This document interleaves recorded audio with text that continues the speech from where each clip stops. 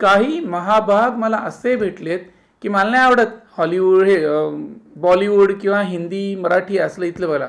मी हॉलिवूडचे सिनेमे बघतो, मी रशियन बघतो, जर्मन बघतो, फ्रेंच बघतो. मग माझं म्हणणं असतं मग जा ना तिथे जाऊन तडफड ना.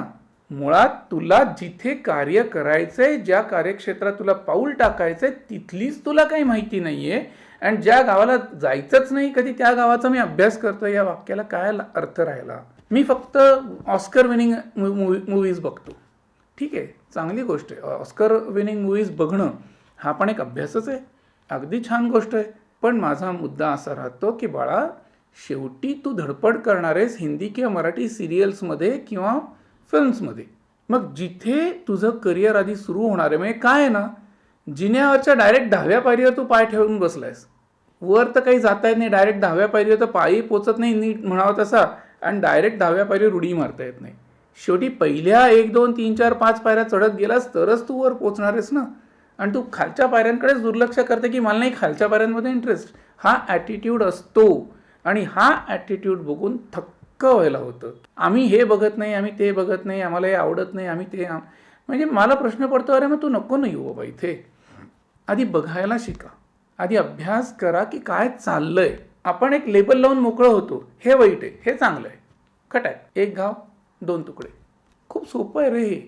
पण तू प्रत्येक वेळेला स्वतःला का हा प्रश्न विचार.